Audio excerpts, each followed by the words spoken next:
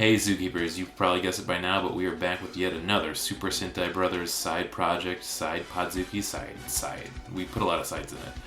As always, I'm joined by one of the Kansas City Kaijins, Zachary Boyce, to co-host with me, and we're having on special guest, Luke Flip, of Podzooky fame. It's a real incestuous episode. But as always, we're going to be discussing episodes 37, 38, 39 of Himitsu Gorangers. If you haven't seen that, it's been a real gem. It's all on archive.org. God bless you, archive.org. And we get into some real fun antics as always. I don't want to waste too much time, so if you like this and you like our main Podzooky episodes, tell a friend, spread those links, leave a review on whatever app you're using for getting podcasts, and just help us out a ton. As always, you can always email us at podzookypodcast@gmail.com, and we will read it on the air recklessly and with abandon. Anyways, let's get going. Come on, there's one waiting for you.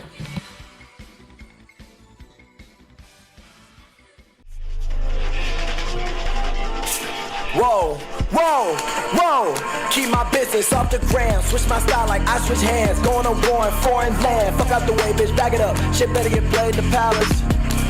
Wait. Because I was just getting into talking about Don't Panic. It truly was a gift, I feel like. Like a little gem you found? Yeah, it's one of those like perfect good bad movies, I feel like.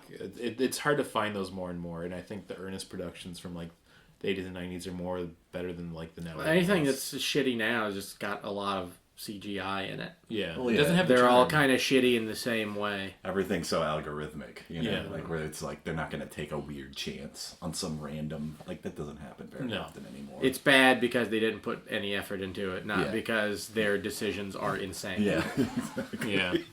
That's like, I feel like this is getting in perfectly to like the Venom Let There Be Carnage of like, it was one of those, the first Venom was kind of fun, but then that was just like a mediocre bad sequel, and it's like, the original one was cheesy and over the top, but it didn't even have that charm to it. Like it lost so fast. Well, this could be just a false memory, but I remember an early teaser trailer for the first Venom where it looked like it was going to be Eddie Brock getting diagnosed with like lung cancer, like from the comics, and it was going to be like a somber, sad movie. But then everybody was like, "What is this? It's a fucking Spider-Man movie. We want it to be kind of fun." It was so many weird choices and over the top that entire film, and it was a fun romp. But then they lost it. It's just everything, all of Sony's decisions. Like, okay, those are movies that are like you kind of want to see them because they're like, what the fuck are they thinking? I feel like I really appreciate, even though I'm so tired of the MCU like everybody is, but I really appreciate Guardians of the Galaxy putting it into like executive producers' mindsets. Like, we're going to take obscure characters from comics, we're going to make them popular,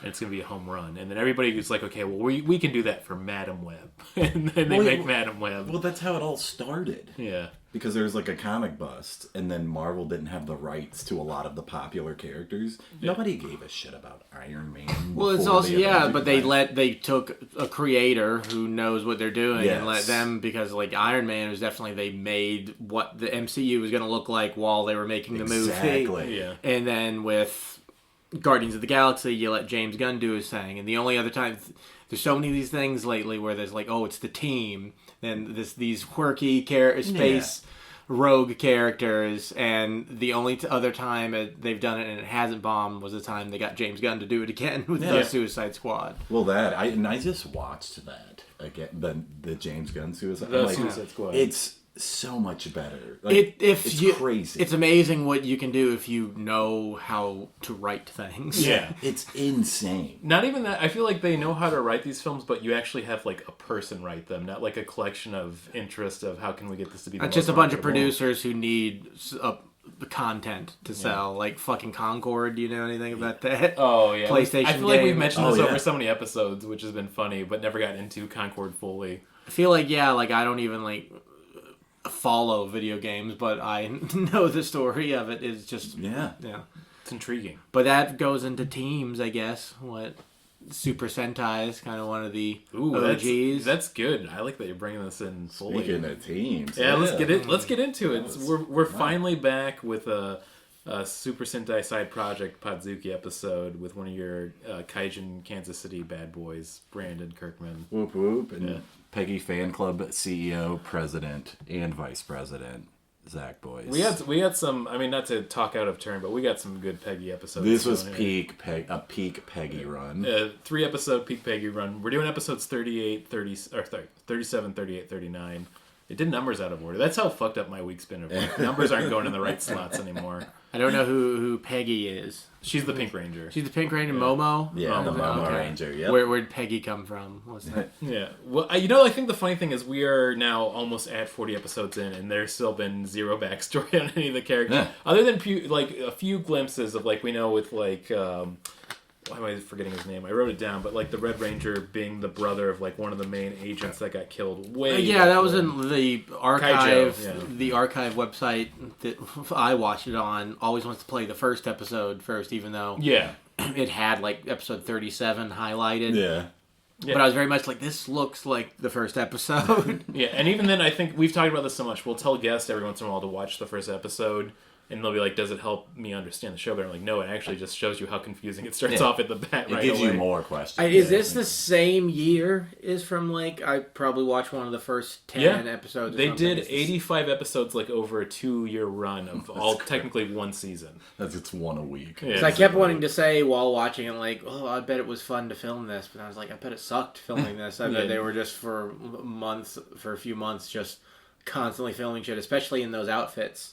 Yeah, yeah. The outfits they've all gotten like a little bit of a different drip going from the usual episodes, but I like that they're embracing it more. But at the same time, like you said, imagine like they're running around that every day for like X amount of hours shooting and doing these scenes. Yeah. We got some really fun collections for the mask going here, but I'm gonna go back. I mean, we got the best character in anything ever, Forkhead or Fork Mask. Just Fork Mask. I love that. Forkhead's better, but Yeah. There were some good... Well, you're thinking of Forkhead. He's a Cenobite from, like, I want to say, like, maybe, like, the 7th Hellraiser sequel or something. I'm just putting that out there. I don't know if it's true or not, but it feels I right. was gonna like. I'm sure there probably could be a Cenobite. Yeah. Forkface would have been good, too. Yeah. I mean, they had one that had, like, CDs in his head, so anything's possible. Oh, yeah. Like a cabinet head. Yeah. You know, like, it's not... Yeah, electrical outlet head. They were kind of like the original skinny bitty toilet guys, if you think about it. I mean, all I know is that exists. I don't know. Yeah, it's about... I know it exists, and it's not as like weird as it appears to be. No. That it's like an easy to follow story. They're just toilet heads. Yeah. And they gotta destroy them before they destroy society. Yeah. There's a lot of... I mean, I was in high school when like Charlie the Unicorn came out. Yeah. We had Aqua Teen Hunger Force, one of the best cartoons ever. Amazing. I know. It's still good to go back. Yeah, I don't have a problem with humor being weird. I actually like it that way. I mean, I think about the Ghost of Thanksgiving past often of the Monday, Tuesday, Wednesday, Thursday. The cybernetic ghost of Christmas Christmas future future, from sorry. the past. It's one of my Yeah, favorite... I forgot it wasn't Thanksgiving. It was Christmas. The flashback of Carl's childhood Christmas is yeah. one of my favorites. Yeah. He's got a boil. A square of Berber. Yeah, he's like, don't get used to it. It becomes They have magic to go flying into dinner. when like MC Chris was like the king of counter nerd culture. And You know what? pants. He was popular then, and I hopefully enjoyed it and got out afterwards because it was all downhill after that. I feel like. I don't know. Like maybe he's playing at like a county fair somewhere or something. Yeah. Man. I mean, I'd say that sounds depressing, but then I think about how fun Eve 6 has been for their online presence and talking about all the county fairs they're doing. So. It's a good time. Well, let's get into episode 37. We're going to go through it. It's a pure white flesh, the Black Cross Fuhrer's true form. Once off, like, we got Fork Mask, just giant fork. I think this is a top tier. Absolutely mask. top tier mask. And I like that his design is... The front facing is like a fork mask, but behind it is like what looks to be like a cherry tomato. It's a pin cushion with a bunch of regular sized forks, regulation forks. Yeah. Stuck inside of it. Standard regulation forks. And one of the first bad guys, I feel, in recent memory, that his powers match his... They match. It's a giant fork, but also I like that he did put a flamethrower under the fork. The flamethrower thing was weird. Yeah, but it also... This feels like a practical weapon, not like a bizarre, like when we're hit, like the fork segments into 2 different boomerangs. When the boomerangs fly you, they make you fall in love with him. It would be practical if, like, the tines on his giant fork were sharp at all. They're very blunt and not pointy. I absolutely liked how rounded they were. Yeah, it's for, like, an elementary school play about nutrition. Yeah, that's a great description. But yeah, this show's, like, and this show keeps going on for, like, 40 years. Shows basically, and they're already into what appears to be self-parody with Fork Mask. I feel like Fork Mask is and isn't, because I feel like even off the bat there's a lot of weird, just like, we're gonna go, like, we had a rainbow mask by like episode 6. Well, they're definitely, they understand that it's where their bread and butter is now, I guess. Yeah. That it's just, okay, we'll get the producer of the show into a weird mask that our art designers designed in a weekend, and they'll be a little goofy because they have to do like 50 of them in a month. I also feel like these episodes that we're about to talk about, it did become a little more self-aware. I think you're absolutely right. I think, where normally you wouldn't see a lot of the bad guys kind of being a little more silly. And I feel like in these couple, there's a few. Well, when they're undercover, when Fork Masks hands one of the undercover, Go Rangers, is that their name? Yeah, one of the one of the Go Rangers a fork. Yeah, that's kind of funny. It's a good. I love Fork Mask. He's definitely top tier. I feel like. Not this episode because I didn't do it, but there'd be a fun thing to do either the next few of doing a ranking of all of the masks all the way to episode 40. That would be, which would be a lot. But do like a mask tier list. Yeah. I think that'd actually have to be like a whole episode. And then it would be funny to bring somebody on who has not watched any of them and just have like printed out pictures and like you can only go off this. And Iron Man Head, that's the other one that shows up in all the episodes. Mm-hmm. Temujin Iron Mask. And I've talked about this and it brings me so much joy. Temujin is a term they use in Japan for Genghis Khan. Like anything related to Genghis Khan or that whole period of basically like the takeover of China with all of the Mughal Empire is referred to as like Temujin. So basically they're saying this is Genghis Khan's steel mask. But in the subtitles, they just started calling him Iron Man Mask. Yeah. Which you're like, oh, okay. It makes more sense, yeah. I like that. That's fine. They got tired of putting in all the syllables.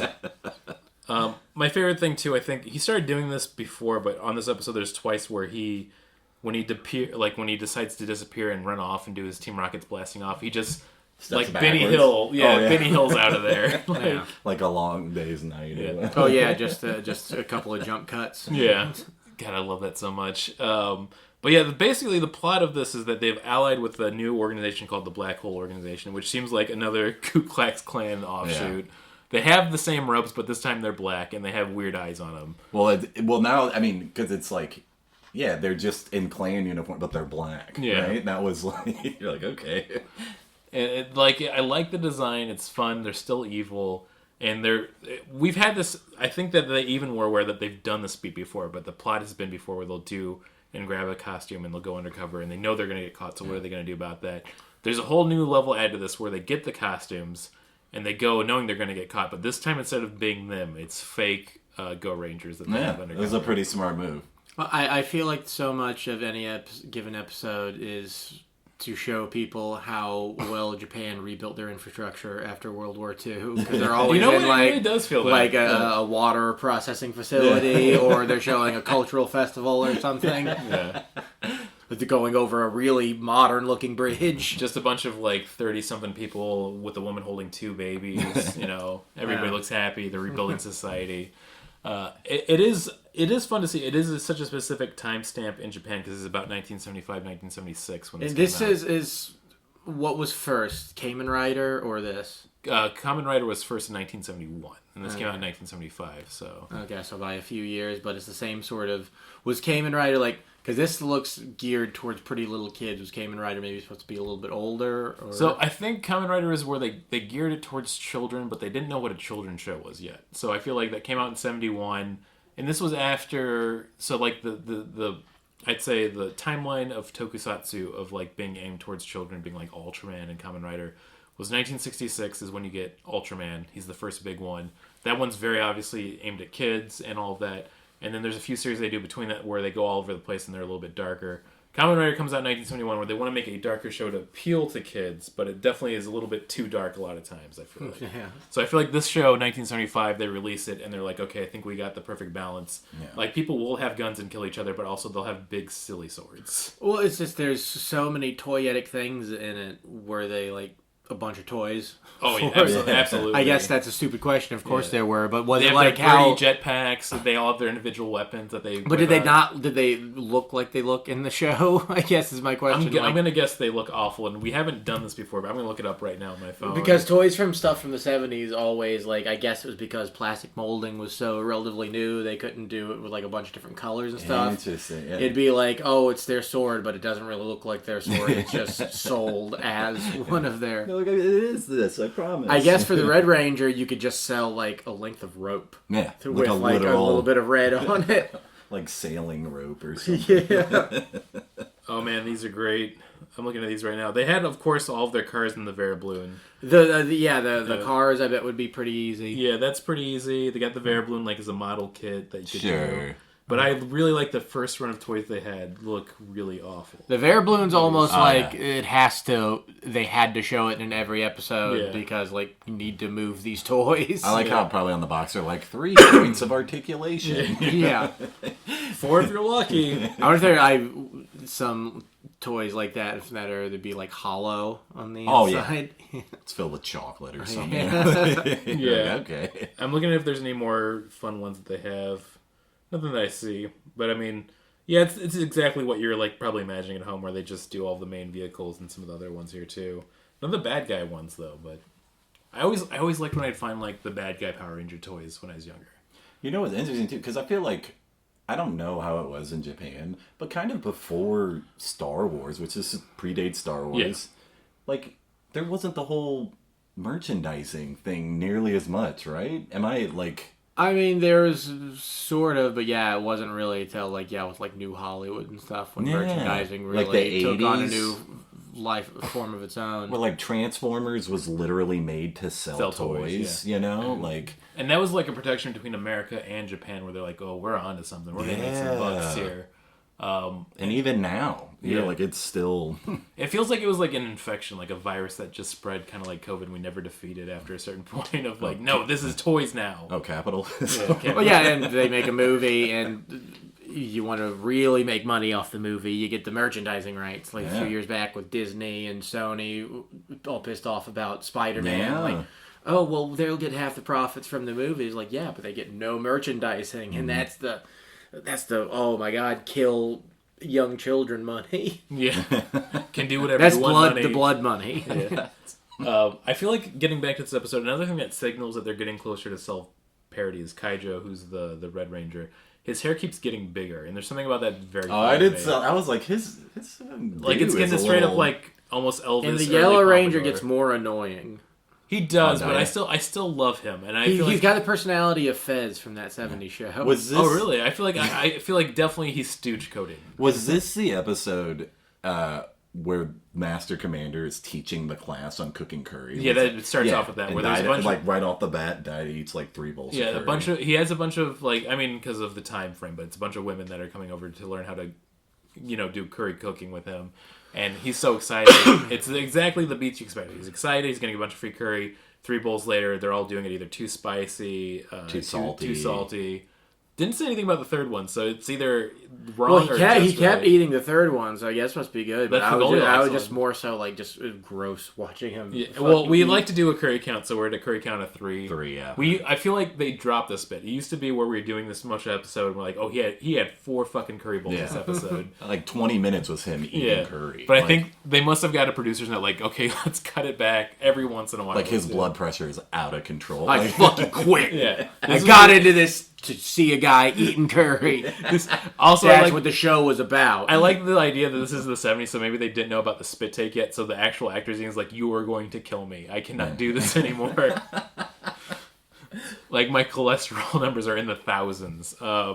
Yeah, so he's getting his curry. We basically also, the cooking class seemed to be just like, oh, if you're making something, just add, like, curry paste to it. I feel like the commander, which they finally gave the commander a name, which was Edogawa. Yeah. He was getting a lot of screen time this episode because after this curry class, they're like trying. Yeah, the principal. The principal of the army. Yeah, principal boss of army, who's also my dad. He has a lot of shining moments because he has that at the beginning, and then they have an episode where he's just playing that what is that Japanese game with the tiles? It's Go? like Is it? Well, not Go. it's Shogi. That's what it is. He's playing it by himself, and they're like all watching, like, oh, he's coming up with an amazing strategy. And this episode goes, they reveal that basically his strategy was to have fake Go Rangers go into the Black Fuhrer with the black hole costumes. They reveal that's actually not them. They have the fight because they want to see the true identity. No, you got it backwards. The real Go Rangers go in undercover, and the fake ones show up. Even though, like, I understand they did it so they could just use the same costumes, but like have them be different Go Rangers. That would be kind of cool. That was an interesting foreshadow too, where they go. He's like, these are your like replacements, basically. If you fuck up, they're gonna take your place. Well, they had it to where they snuck in and they had Momo-chan in the trunk of the car as that like was a backup, weird. and then she immediately gets caught. Yeah. So I also like how they did the Elon Musk salute as they were driving. An excited gesture of excitement. Yeah.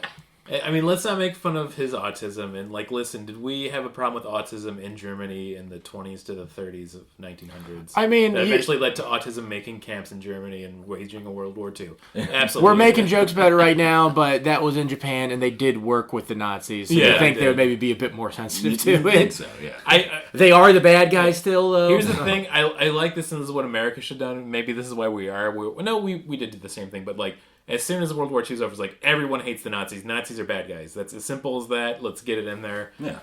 I loved in the newest Indiana Jones. In the newest Indiana Jones movie, you needed the scene where the bad guy is mean to a black guy to remind you that you don't like Nazis. Like, oh yeah, they do that. Yeah. They had racial. They literally thought other races were inferior. That was the whole point. Oh yeah, that's not good. Yeah.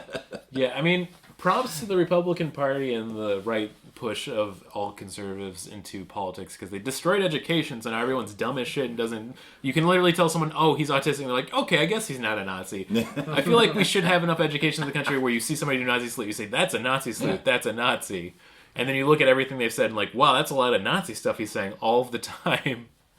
Okay, I don't need any politics. Yeah, who am I preaching to? Anyone listening to this podcast gets it. I would like to have, like, one listener that's like, no, I'm the Nazi listening. I love this podcast, and now I have to quit? You're always surprised by how people can not get the message. Yeah. The Black Cross Army aren't Nazis. I thought this was a Black Cross fan podcast. Yeah. They talk about how much they love the mask so much. They have a black guy on the podcast. Or, like, just a single fan wearing... Okay, I'm going to stop getting the Nazi. We know what a Nazi looks like. You know, usually they're making Cybertrucks. Anyways, we get back to this, and then they, I went too far ahead. They get into the big fight with basically Fork Mask after they reveal that. Is this also the one with, like, the cute little, like, falcon plane? Yes, that picks up the one guy at the beginning. Oh, that was great. With the Alpha Plan. I love those. They reminded me of the Flying Monkeys. I was trying to look up on the Wikipedia the name of them, but they've been in a few episodes, but like every once in a while the bad guys just bust them out, and it's such a weird design. I'm like, I kind of like that. It's fun. Very Van Gogh, like early sketch. Like Da Vinci's or Da Vinci, evil. sorry, Da Vinci's evil flying machine. Much like Robotnik's Bean Machine. So we get through that basically. There's one weird scene where the Go Rangers finally defeat Fork Mask, and they're running down to actually see the identity of the Black Fuhrer. The Black Cross Fuhrer, and they have a scene where like he lifts his face and like they go blind and they can't see him. And it's the eyes, right? I'm like, is he an elder god? Like it's like you just see him and you go insane.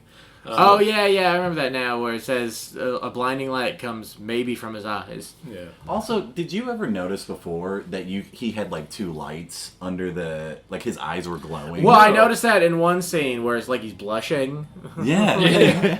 Oh, I'm so embarrassed. Oh. It's the Supreme Fuhrer. His design's not great. No. Like, I get, yeah, they're going for, like, the clan hood, but it also just looks like when you're a kid and, like, you use a bathrobe to be your thing. Like, you're just making do. If you're gonna be the actual head of, like, an evil organization, you gotta put a bit more effort into it. You gotta have an evil tailor or something, you know? I feel like when they get to his identity, they actually feel like his monster form or his true boss form when we get to the last episode.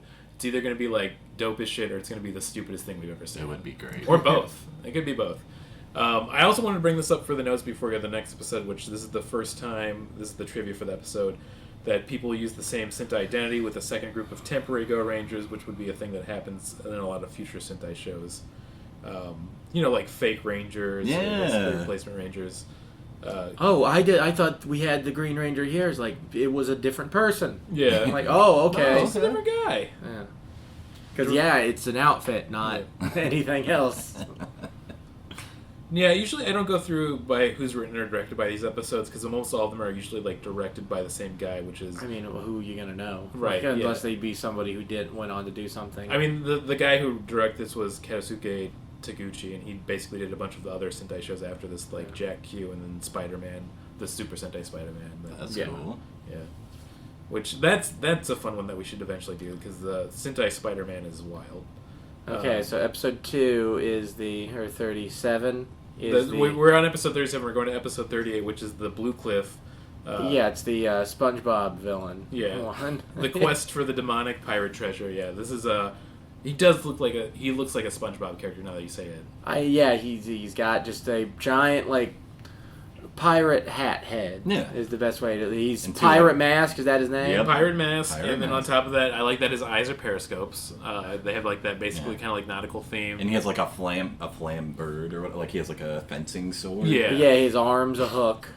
And he also always gets the map-based assignments, I guess. The treasure map-based assignments. You're a cartographer. Yeah. Listen, it feels kind of like weirdly racist because you're pirate mask, but you're doing the pirate treasure Pirates map. are good at maps. Is this the first time where they show, like, the villain mask not in mask? We've had a few episodes, but I like that this one they went with, like, let's make them wacky outside of the... Yeah, the they human kind of form. started characterizing their disguises, which they never... And the choices for this... Yeah, he was dressed, like, traditionally, had And whatever you call the wooden sandals. I picked and up shit. on this, too, is, like, they kept making jokes about him being, like, a crow or a black crow, and I realized it's because he's dressed in, like, a basically kind of, like, priest outfit that usually, like, tengus from Japanese folklore would wear. Yeah. So a lot of interesting choices. I guess they were having fun with it.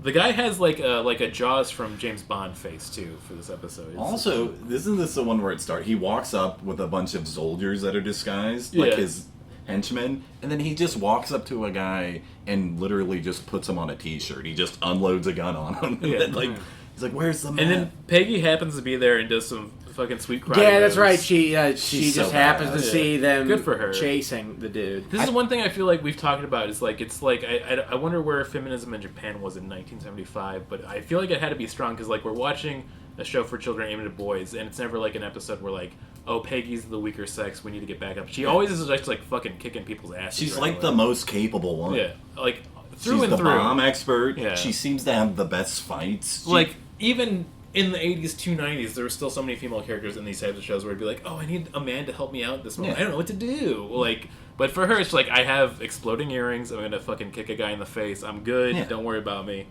I'm going undercover, you know. Yeah, we stand to pay you. We stand to Daida. Daida has gotten a little bit more annoying, who's the Yellow Ranger, but I still like him overall because he's a silly guy. And also, very silly this episode. They find out about the mask. They need to go, or the map, and they need to go to a hotel room to meet a guy who has the other half of the map. This was wild. This is basically the whole episode. So like they have a plan to throw him off, where they have like a whole scene of them like dropping off a fake transponder in a locker, so that they pick up on it. So that when they go to the hotel, they put up a fake hotel room where they have Daida running around putting arrows to different hotel rooms. It would be like so many arrows where like you would figure out that you were being misled. Like, this is weird, yeah. Yeah, but I like that they even have a scene of like once again Pirate Mask in his human form is like getting upset, like, this is so many arrows. Who designed this? Ridiculous. Yeah.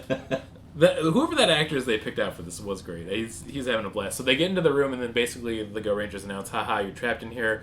We're gonna sleep and gas you, and we'll take care of you later. We're gonna actually go get the real map to see. I keep saying mask and map. It's been a week, but they get him trapped in there. They run. Peggy just by herself runs off to go to get the map from the character named Jubei, who's this guy wearing the classic like construction Japan worker helmet.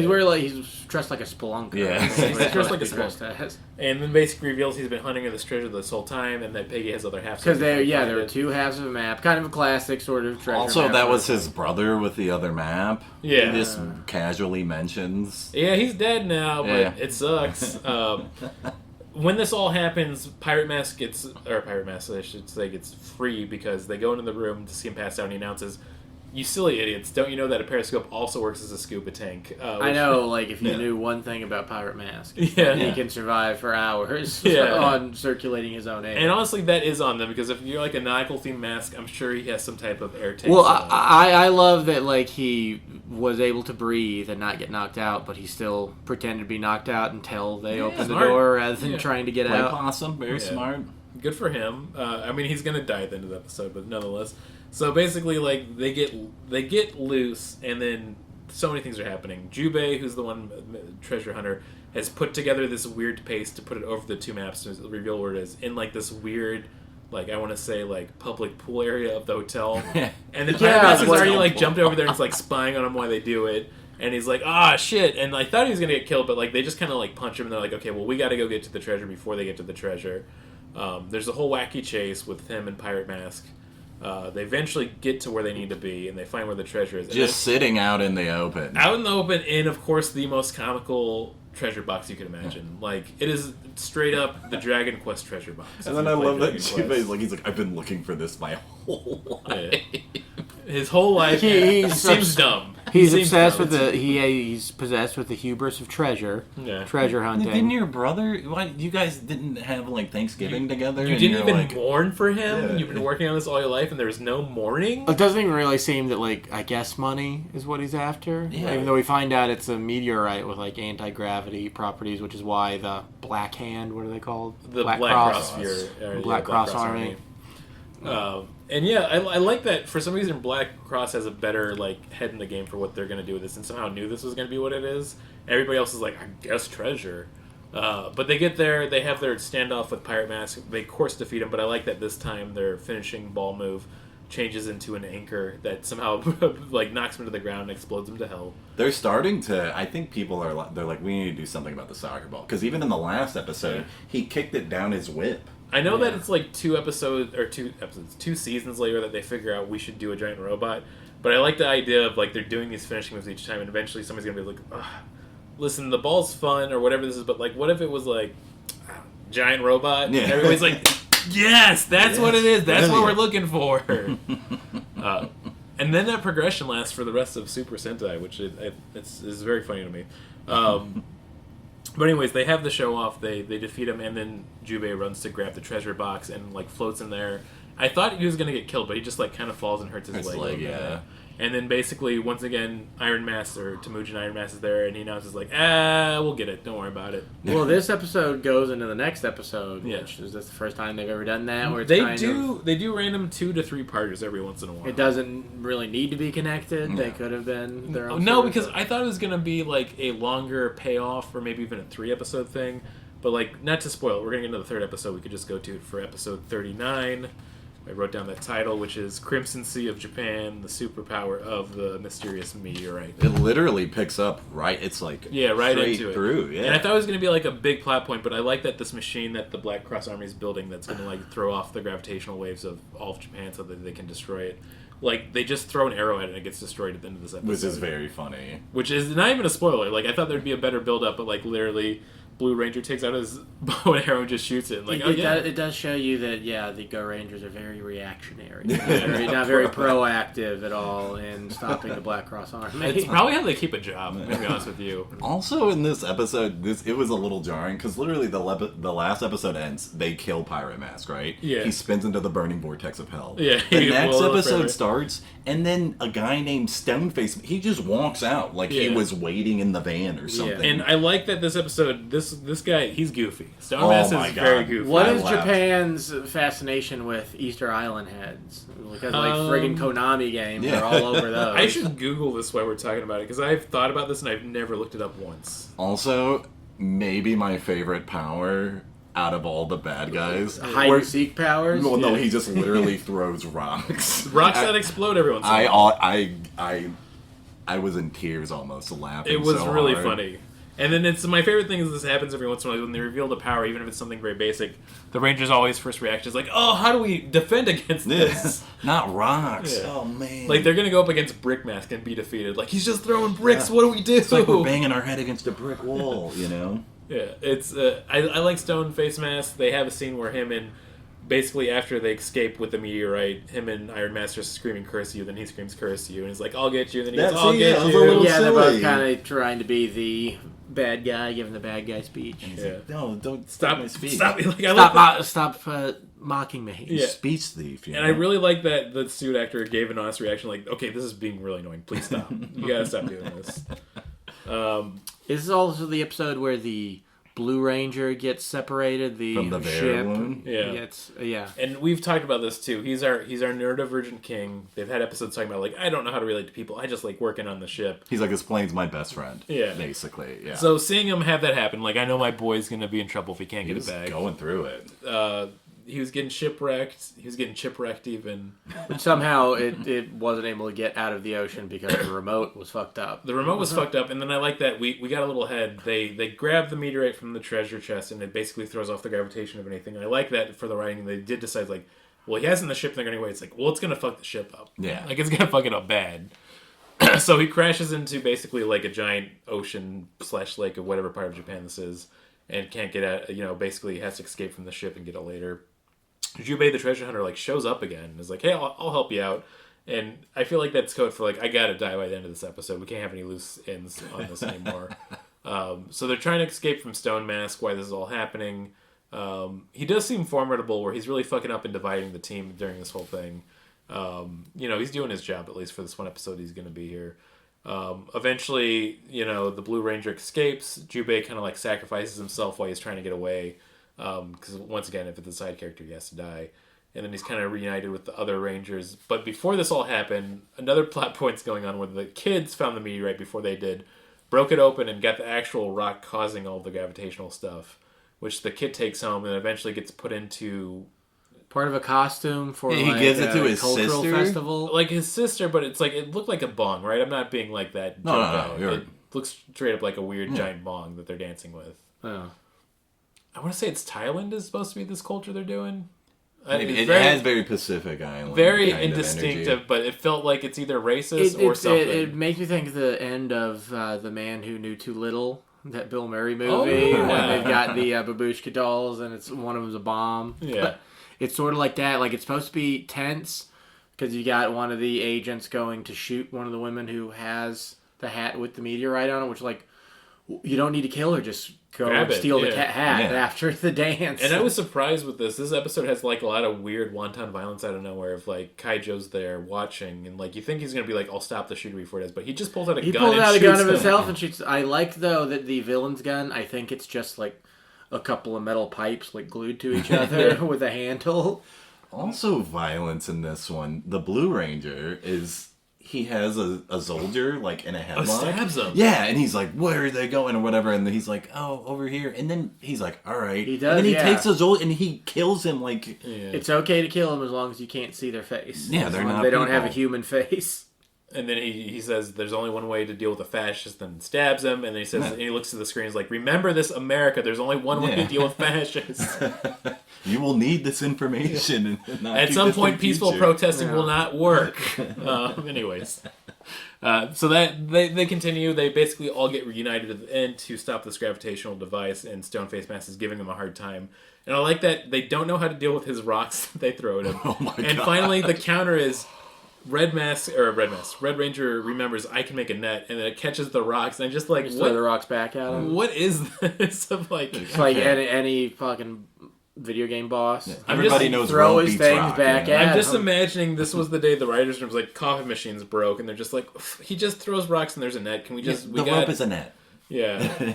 It's 4 p.m. None of us had coffee today. We got to get to We have episode 8 more 40. episodes Yeah. to shoot today. But the suit actor that is Stoneface Mask is having a ball with it. I really liked him a lot as a He character. was fun. But of course he gets the ball and then he goes to hell. But the ball turns into a hammer this time. Right? Which is I like pretty that. sick. And it conks him on the head, Yeah. and then he blows up. Yeah. That was Man. great. They're having fun with it. I like that. Once again, Temujin Iron Mask announces, I fucked up, but I'll be back later, don't worry. And then I like that they do the cutaway scene to like Black Cross Fury being like, I'm so angry. They haven't done that in a little bit for a few episodes, so I'm glad they brought that back. Well, you gotta let them know bigger things are afoot. Yeah.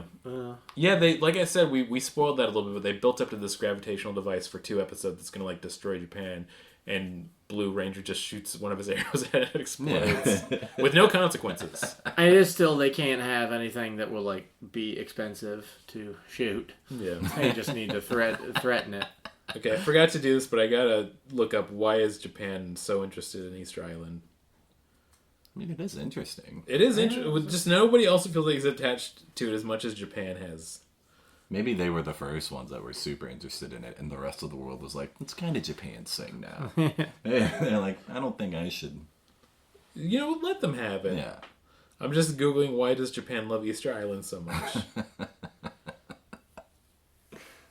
Well, it's that thing of like when you actually do the research, it is interesting of like why there's a lot of obsession with like Brazil and Brazilian culture in Japan, especially with like a lot of anime and media. Butts. And I found it's butts, but There's also like a tourism there is a exchange? tourism exchange, Yeah. and there's actually like a decent Japanese population in Brazil. I think it's the largest Japanese population outside of Japan is Yeah. Brazil. They had a Japanese president. I believe third of that is Hawaii, baby. So, Japanese president. Sounds Well, he's like Mexico. Brazilian Japanese Yeah. president. Yeah, but ethnically he was Japanese. And you know, I was about to write a whole sitcom for it, but we don't need to do that. My phone's going really slow, and I think my phone hates Easter. Yeah, I don't care. Okay. You're onto something, and they Yeah. think the, you know, They're trying to stop the truth from getting out. Let's just get to the Easter summary. Island truther. We'll do a 5 out of 5 for just the 3 episode chunk we watched. 5 out of 5 Rangers. I usually start off the review, but I'll kick it to one of you first. I feel like. I thought they were doing one by one, or No, Right. we just Like- do them in as a batch. This chunk of episodes, five Rangers being the best. And I'll give them 3 out of 5. I guess. I mean, they're fine. I could see why this would be something if you were a child in Japan in the 70s, where this would make you feel like safe. It's definitely just something to watch Saturday morning. Like, there's no. It is 100% novelty. There's No, yeah. nothing to it beyond what it is. And I don't know if Super Sentai, I guess, eventually maybe they start doing some things with a bit more substance to it, but that are a bit more, like, deeper, but maybe also not, like it is. Yeah, I mean, we could get into that a little bit. But I feel like I have a limited experience with Super Sentai. Like, I've watched a lot of Kamen Rider. I've watched a lot of Ultraman. Like, something about that really fascinates me. But, I mean, I was into Power Rangers when I was a kid. I watched a lot of those, like, up until the 2000s.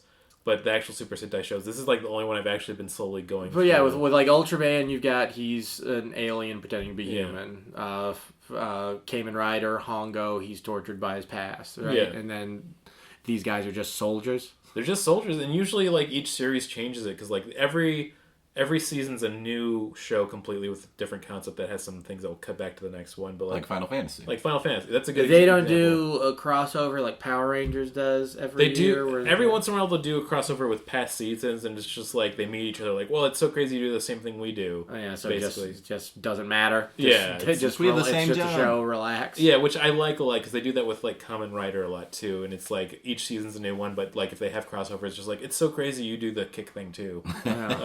I do the kick. Yeah. And I have like a pink suit and you have like a black suit, and that's pretty cool. You film your jumps from real low, so it looks like you're jumping high. It's a good plan. I'm really trying not to look at my phone too much, but I have to know Japan's obsession.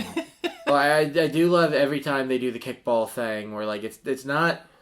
It doesn't look great when they like hit the kickball back, especially when the yellow one hits it with his head. Where he It headbutts always it, looks like yeah. it just goes completely to the wrong direction. They did 3 takes. So like this is fine. No, this is Yeah, good. it's like it's fucking cold. Yeah. Let's go We ahead. have 18 more episodes to shoot today. Oh, we got a really interesting answer. So there's a person who did like a whole write-up on Twitter like a few years back when we actually wanted to use Twitter in 2020, which is the moe of Easter Islands were actually in ruins before being restored in the 90s. The effort was largely led and funded by the Japanese company. and became a main staple in Japan culture because of that. Oh. So it's sort of the same thing as like koalas. Yeah. In return, Japan is the only other place on Earth with their own moe recognized by the people of Easter Island. Sweet. Yeah, good for them. Yeah. Good for them. Do you know those statues have like bodies and they can like walk? Yeah. Not on their own, but Well, we don't know. Can't say. Truth is out there, you know. I'll go for my review. I feel like we've been off for a month or two from getting back to this, but Yeah. I'm going back to a 5 out of 5 Rangers. This is like comfort food to me. When I watch them, it's always like entertaining in a stupid way, but also like I look at them like for what the time frame and when this came out, it's like it is well done how they keep upping the stakes, but it's like digestible in a fun I way. was very like I watched it on my phone because we watched it through the internet. I watched it through the Internet Archive. Yeah. And it was very much like I didn't really need to watch it. Yeah. Oh, of As it course. was, I could look away, not have to read the subtitles for like 10 minutes, and look back like, okay, I know what's going on. I'm one of those people that is an annoying, privileged asshole. It's like, I don't like watching shows that you just put on the background. I try not to do that, but I also understand sometimes you want to do that. This is a show where I'd say this is the perfect background show in a great way. Like I do the same thing where I'd put it on when I was working on stuff this week to get ready for this episode. I'm like, it just feels good. I don't have to have my attention on it intensely, but when I do, it usually rewards it with like, oh, Fork Mass is going to give him a fork. He threw a fork in somebody's arm. That is Yeah. awesome. It ruled. Yeah, so that's why I feel like it's more than ever in this year of 2025 when recording it. I need certain comfort food that's not going to challenge me, and I applaud that. And I like that it's not just a fucking other IP, MCU, whatever it's going to be. See, I still, my favorite things are still where like everybody's sad and then they die. Yeah. So, like, Oh, yeah. We get that in My real life favorite now, buddy. movies. We don't need to Yeah. do that for media. Life imitates art at this point, and Yeah. I will say, as a Japanese child myself, Which is true. Don't look it up. Like a warm, perfectly made bowl of curry in a classroom. It just filled my soul and nourished me. That was 5 out of 5 Rangers. Yeah. Great bad guys. Different things with the finishing move. That was great. Peggy shines in every episode, which I adore. Yeah. And I don't know. I'm I like excited. that, like, are all of her outfits like the same outfit, just in different colors? Yeah, just Yeah. the go-go, Just the- kind of the- go-go shorts and the boots. Yeah.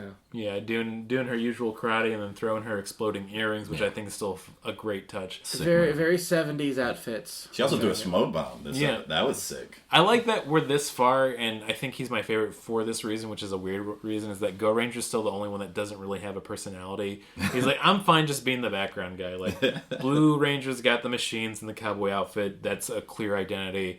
Red Ranger's like Leonardo, where he's boring, but he's the leader, but his whole thing is being the leader. And then, of course, Peggy and Dida, we've talked about enough. But Green Ranger's just like, I'm just hanging out in the He's back. the straight man. Yeah. He's got basically. the boomerang. He's got the boomerang. He does which have a is cool. sick weapon. Yeah. It is a sick weapon. So he's the poet. Yeah. That's the thing. Yeah, he writes poems. He's the one who listens to The Cure. Yeah. He's like, Robert Smith still got it. Just saw him in concert. He also likes Morrissey, but he's a little embarrassed about liking Morrissey. Yeah. Especially being an Asian person, that makes it a lot Also, harder. considering Morrissey is a fan of the Black Cross Army. Yeah, it's funny how that happens to like a lot of our people we look up to. I just want to make sure battery life's still good because it's a little. We're gonna make it though. I think we're at one battery. I don't know if I'll cut that out or just leave it. I like it being real. Yeah. Well, This is unfiltered. Yeah. Or like when we had Scott Meyer on like 2 episodes ago, where I had to do a lot of cutting because we got into a lot of shit talking about various things. So. And then saying my social security number at some point. Which, a bit I'm not going to do on this one. I already do enough Yeah. editing. I think you should give a number in no order. Yeah. I mean, in a way, I've done that already. 555 55 5555. One of It's those? got to be somebody's, right? Yeah. Oh, and whoever that is just has never known peace for any of their identity or credit card. 1 2 3 4 5 6 7 8 9. Yeah. I'm going to try that tonight and see what I get. Yeah. Just sign up for something online. Man, I would love to have that social security number at the same time. I'm going to get to the good old stupid games section because we do that for this as well. Quit playing Stupid games. with my heart. But I decided to have a little fun. This year we have a new Sentai series coming out, which I believe is going to be the 55th one. Holy shit. They're getting up there. I want to ask you, out of these 3 selections, which one do you think is the actual new one coming out? The first one we have is Uchai Sentai Goranger. Second one's Kaigaku Sentai Dynaman. And the third one's number 1 Sentai Gozugaier. I'm going to go with the first one. Yeah, Ucha Sentai. Because it got Go Ranger in it, like they're going back to basics. I like that. I'll go back. I'll go to the last one. Number 1 Sentai goes Zayuker. Yeah. That's the one coming out. Oh, sick. You got it. You got the point. I mean, The last one is the third one. the last one is the one. I thought it's a funny name of number 1. Very bold to do it. In the That would have 55th been my season. second choice. Yeah. These are all real seasons too. Kagoku Sentai Dynaman was one from the 80s.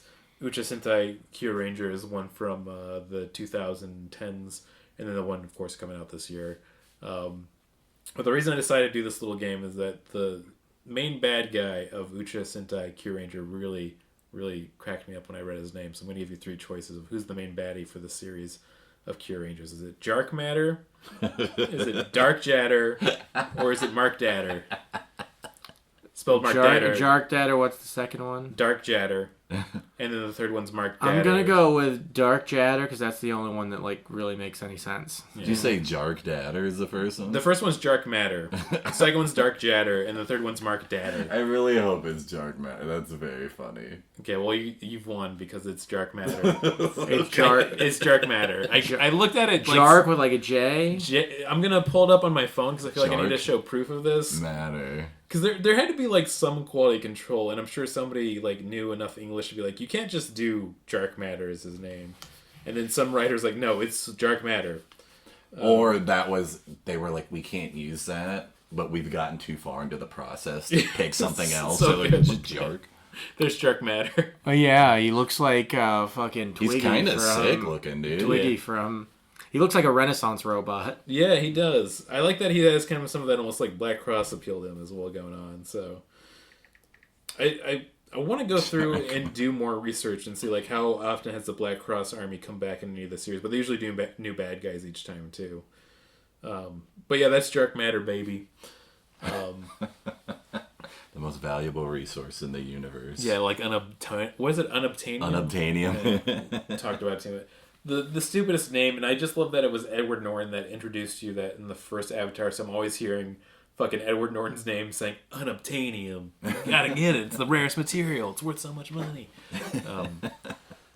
I know it's a rumor. I don't know if it's true. I've never looked up, but apparently like Edward Norton has a contract where any movies and he gets to rewrite some of the lines and like be part of the script writing process. I mean, I've heard that he wants to do that stuff. Yeah. I mean, I can't imagine like probably some contracts have it in there, but I'm sure other times they're like, we're not gonna let you do that. I know he did that for The Incredible Hulk, and I still think that's like one of the better MCU movies, and that's way back when like 2009. I like that movie. Yeah, I liked him. The Norton one? The Norton Yeah. one, I love it. I love that he can't get too horny. They established that in the film. If he gets too horny, he You can- I don't mean, like it's me if also I'm horny. like I like that movie, and also I just don't give a shit for Mark Ruffalo, and they put Mark Yeah. Ruffalo in there, and then there's like, well, we don't need to know about the Hulk anymore. Yeah. I know this is a hot take. I like the Ang Lee Hulk with Oh. Eric Bana. I mean, I don't we're think going I've back. seen it since it came out. This is a honestly. beautiful full circle thing because this was actually like in an era when people could make weird choices and not like have to be like. Yeah, it's an Ang Lee movie about anger, but it's the Hulk. I will admit that the bad guy is not very... I mean, it was Nick Nolte. It is Nick weird Nolte to is take weird, about evil like tree yeah, dad. like generational abuse. Yeah, is but it kind was... Eric Bana is my favorite Hulk. I thought he was an amazing Bruce Banner. Yeah, you have him doing that, and then Munich, and like he kind of pieces out after a while. I'm like, good for him. Those are 2 solid movies. I don't know if I still have a copy of it, but I saw Chopper when I was in high school. That was his big indie movie before I started being in regular stuff. What's Chopper about? He was I think like a gang member. It was a real like person who like hurt some people and wrote some books, went to jail, and is sort of that dude's story. But yeah, Eric Bana played him. Hurt people, hurt people. Yeah. The first guy who said that had to be like, damn, that's so good. Yeah. Hey, did you make that up? He's like, I guess I did. Okay, put a quote on that for me. You know, the person who gets credit for it probably didn't come up with it. Yeah. The unfortunate thing. Like the first comic to be like, an ambulance drove by and they're like, well, my ride's here. Yeah. I bet you that killed. Yeah. Oh god, he crushed it, and he didn't hold on to it tight enough. Yeah. That's why you have to make all IPs yours as much as possible. I feel like we can get to a good old recommendation and plugs. Keep it nice and tight this episode.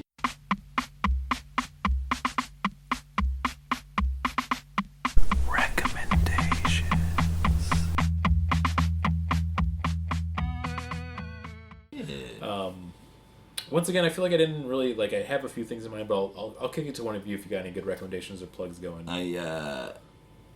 This past weekend, I went to a video game tournament, a big one in Lombard called Frosty Faustings that they do every year, and it was so much fun.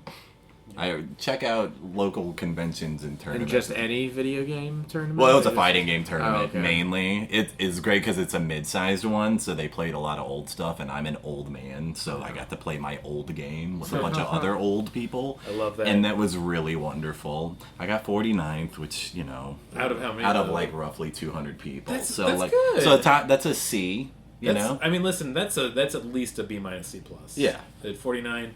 The top 50's okay. Yeah. I can't get too mad. Yeah, that's great. I mean, what were you playing too? A game called Guilty Gear. I've never heard of it. It's I've I never know enjoyed Guilty anime. Gear, it's an anime fight. I've definitely never seen pornography of it online. A lot of pornography. Specifically about Baiken too. Yeah. I mean, I've never heard about this. I don't know any character's name. I don't know where I pulled Baiken out of. Shooting some shots in there. I've shot some shots to Baiken. We're getting okay. I'm gonna keep this anyways.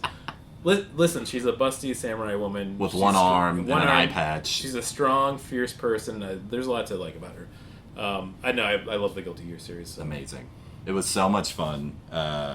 It's nice doing your weird thing in a Westin hotel with thousands of other weirdos like you. I think more than ever. Yeah.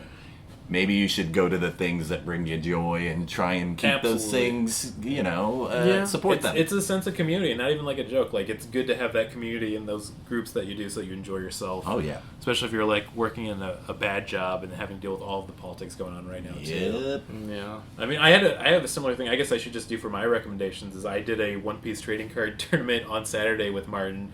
And in a similar fashion, I think I placed like 9 out of like 13 people, which is not great, but not bottom. Yeah, I won 1 out of my 3 games. Also, you just don't want to go 0-3. You don't want to go. Yeah. And listen, it's that whole thing of you have a lot of fun, but then you also think like if I just played that one card set, I would have at least been 2 out of 1, and that would at least bump me up halfway, if not to the top, towards the top. I've talked about it on the show because me and Martin are deep into it, but the One Piece trading card game is sick. It's very good. I used to be a Magic player, and I actually enjoy this more than Magic. But the funny thing is, like, it's getting insanely popular in the States. Enough where they, like, opened a whole One Piece shop in Mitsuwa, and, like, they're... Ooh. Yeah, it's getting... So that just sells One Piece, the trading card just games? Just sells One Piece stuff? trading card games. That's how well it's doing Jeez. now. Wow. I think it's Bandai's, like, first big successful card game in some time, like... Is it, like, more complicated than Pokemon? I mean, in a way, I feel like, okay, I'm going to get into it right now. It's very much, if you ever played Magic, if you played Commander or DH... I can never wrap my head around Magic the Gathering. It's around Magic, where it's that kind of very similar card game of interactions of, like, you have a certain amount of resources you each turn to play cards that are characters that can do damage to the other opponent, and then you have cards that are events that are kind of like Magic spells, like when you do an instant or a sorcery. But the fun thing is you have different colors you could take from, and each leader is a different set of colors, and you have to play those colors with that leader. So, like, if you play a Monkey D. Luffy deck, and it's just black and purple for those colors, you can only play those purple. And then they have a lot of, like, tribal stuff from Magic, too, where, like, certain cards will work with that typing of that later. It's fun, trust me, it's good. I'll believe you. Fun. Yeah. If you don't have an interest in it, you don't need to get into it, but if you do... I mean, other than that, I've just been playing Balatro because I'm trying to gold stake everything. Oh, yeah, Balatro. well, I was playing Balatro and I love it, but I mean, I like it, but I kind of stopped playing because I wasn't beating any of the decks. When I realized I wasn't really getting close to beating any of the decks. It's like no matter where you are, it's very much the class where there's somebody better than you. Like my friend Taylor has been doing videos and releasing them, and like he's doing strategies like, I never even thought of that. It's so good. Like you feel like somebody else figured out. Too many times I play like modern games and like I don't feel like I'm doing it correctly, even if I am beating objectives. Like I had the newest Armor Core game, I got that when it came out. Like even when I was beating the levels, like I don't feel like I'm playing well though. I feel like I'm doing everything by the skin of my teeth, and I'm not enjoying it. I mean, I feel like it's a shout out to past guest Hobart, because I mentioned this before, but he talks about often in society we need to fight homework brain, which is like we went through school and we always have this feeling of homework, like I'm getting a grade in this and I'm not getting the grade I need to, as opposed to like I'm enjoying this and it's fine. I agree with that as well. I mean, but I watched Saints of Newark today, and I don't recommend that. But cause it was the just had a feeling Sopranos it wasn't movie. good. Oh, so it's not. Yeah. No, it's terrible. I don't. It doesn't. But I'm kind of enjoying hating on it a little bit. Okay. Because So I know it came out and nobody talked about it, and that's always a bad sign. So Well, it's how about this? It's a Sopranos movie, prequel movie that has James Gandolfini's son playing Tony Soprano. What do you think? What do you think the plot of the movie would be? Yeah, about gets his dick sucked. no. Gabagool. Yeah, I mean, I don't think they even say Gabagool once. That's in crazy. the movie. That's terrible. But no, it's about Christopher's dad. Like, also all the people in it are like pretty, but like in The Sopranos, they were like ugly people, and that's what made it realistic. Just more grounded, you know. Yeah, it just wasn't like, it was terrible and stupid. The guy playing Junior was doing an okay job, but he was playing Junior like he had dementia when he would have been in his 40s. Yeah. So it was really weird. It's just like, I don't understand why it exists. And they added a bunch of like civil rights stuff into it too, which seems weird. That is weird. Yeah. Because for The Sopranos, like throughout the entire Sopranos show, they almost never interact with black people, but then like their parents were doing it all the time. Yeah.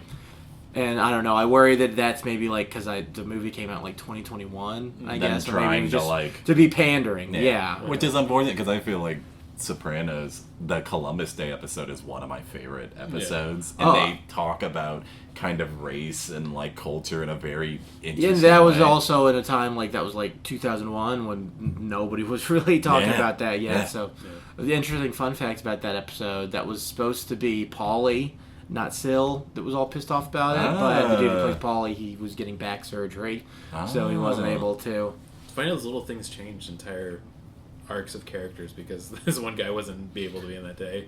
I mean, I don't know about entire arcs of characters. Yeah, it was true. just a little like kind of weird that Sil was getting all up in arms about it rather than Paulie, but still a good episode. It was a very funny commentary, though, on like Italian, like taking pride in something that you really don't care about. But you feel obligated to because of your culture or whatever. And that was one of the big things. Watch The Sopranos. Sopranos is still a good show. There you go. Great recommendation. It's very well, it was another weird thing I noticed while watching Saints of Newark. Like, it takes place in like the 60s and the 70s, and it feels that they really hit you over the head with that aesthetic. It feels very fake because it is. But then you watch the original Sopranos show, and like the early aughts, like it started in '99, so like the 2000s are such like a big part of that show, but because it was as the 2000s were happening, it doesn't feel fake. I don't know. It's just like I don't know why Saints of Newark existed. Go watch Sopranos; it still holds up, and James Gandolfini is awesome as Tony Soprano. Amazing. Oh, and Tony Soprano's not a good person. Yeah, I think a lot of people have a read on it, especially people who only watched it when it was on. Think back and like, oh, Tony Soprano was an alright dude. Like, he made a bad living, but he was a good guy. Like, no, Tony Soprano is a fucking sociopath. Yeah, he's a sociopath. I mean, same with Breaking Bad, where you're like, oh, that was so cool. It's like, that guy's a monster. Yeah. That's the point. Totally. Like, he was put in a bad situation, but it's to show you what you can do of doing all the wrong choices as a bad person. Just read more. Understand? That's the only way you can get media literacy. Recommend reading. Read all the fucking time.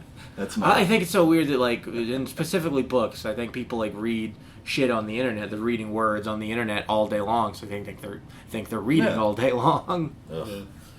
Man. You know what? Yeah, read a fucking book. And you should be touching grass when you're reading this book. Just do it. I think we'll leave on that note. We'll do our usual sign-off, which is, of course, when life gives you the soccer ball. Or wait, when life gives you... Is it lemons? Give him the soccer ball? I forgot. When life gives you lemons, you give him the soccer ball. You give him the soccer ball. We'll say that's what it is. Yeah. That's a good one, too. All right, peace.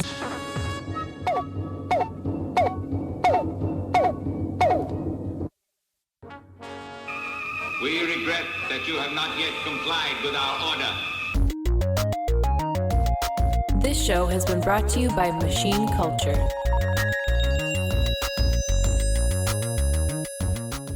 The words get stuck in my throat.